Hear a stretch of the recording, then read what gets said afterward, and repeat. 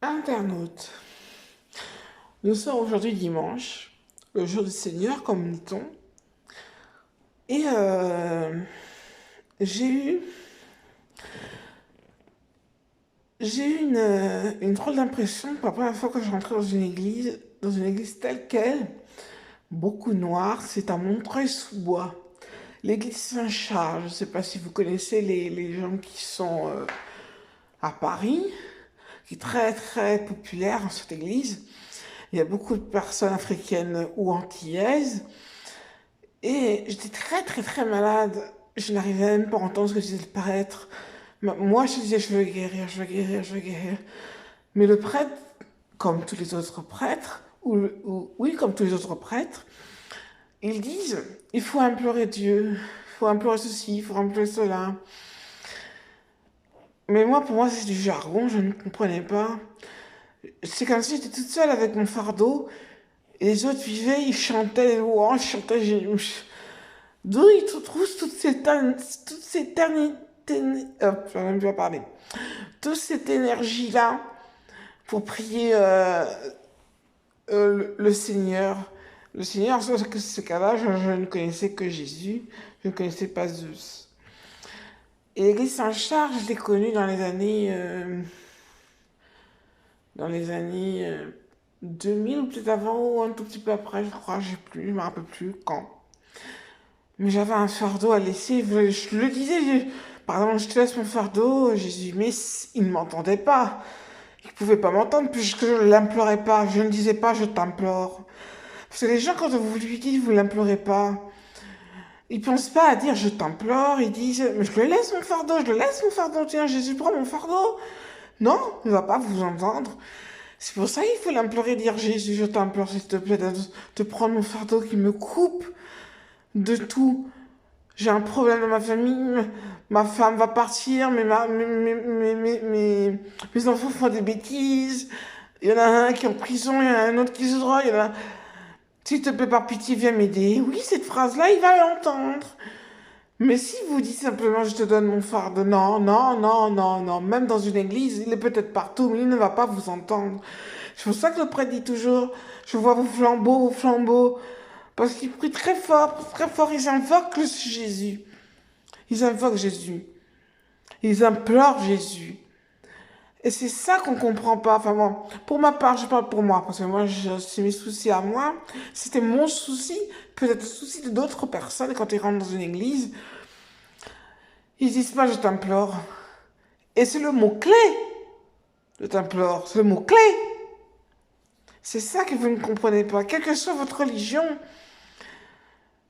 euh, non pas quelle que soit votre religion, ma religion, moi c'est évangéliste, pentecôtiste, baptiste. Je reconnais beaucoup de bienfaits dans cette religion, beaucoup de bienfaits. Les 10 commandements de Jésus. Si vous avez les 10 commandements de Jésus, vous êtes bon pour être un évangéliste. Je vous le dis tout de suite.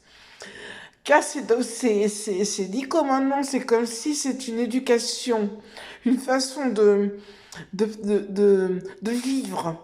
Une façon de vivre. Vivre sa propre vie. Tu ne dois pas tuer, tu ne dois pas voler. C'est une éducation. La religion, c'est une éducation. C'est comment, je ne sais pas moi, comment vivre. C'est ça que je voulais vous faire passer comme message. Il y a beaucoup de gens qui sont malheureux, qui sont voûtés, qui disent des phrases qu'on ne comprend pas. Peut-être que ça envoûte, ou peut-être qu'ils sont envoûtés, je ne sais pas. Il y a quelqu'un qui pourrait répondre à cette question. Moi, je ne connais pas trop ce domaine. Il y en a qui disent des phrases. D'ailleurs, on me dit à l'instant, il ne faut pas les écouter, ces phrases-là.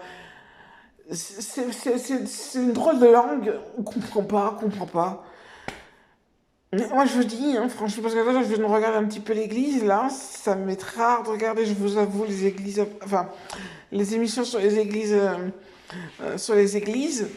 quelle que soit la religion, ça m'arrive très rare de la regarder, mais je pensais à un petit truc qui me correspondait et qui pouvait correspondre aux autres personnes qui rentrent dans une église et qui sont envoûtées. Il faut leur dire un peu, vous qui peut-être vous connaissez, peut-être que vous avancez vers quelque chose que vous n'avez jamais vécu, je vous assure, si vous dites je t'implore Jésus, viens m'aider, viens me guérir. Il pourra le faire. Mais il y a autre chose maintenant. Il y a moi. Et moi, je suis la Sainte Aphrodite. Et la Sainte Aphrodite, qu'est-ce qu'elle fait? C'est une vierge de guérison. Voyez-vous, je sors dans un système, c'est comme si c'était un film. Je connaissais une personne qui était une jeune femme qui, qu'à chaque fois qu'elle voulait aller dans les transports, elle arnaquait les gens. Quelques années plus tard, je la retrouve.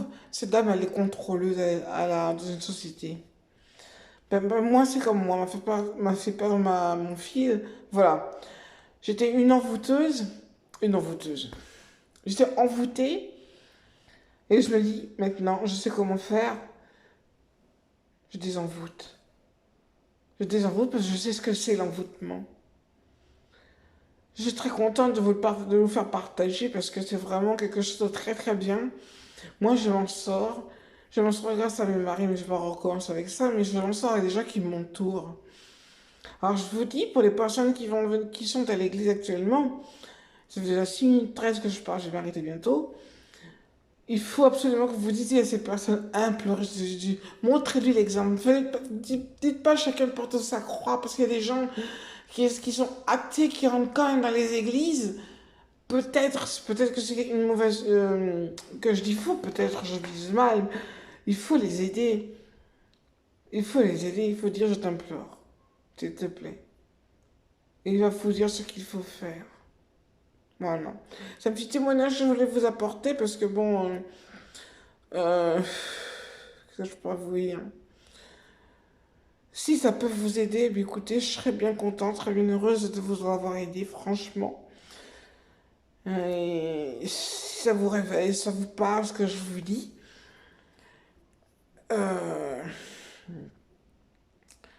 si ça vous parle, eh ben, tant mieux. Voilà. Bon, ça fait 7 minutes que je parle, 7 minutes et 13 secondes, alors je vais vous dire que je m'arrête. Pardon. Je m'arrête et je vous dis bonne journée.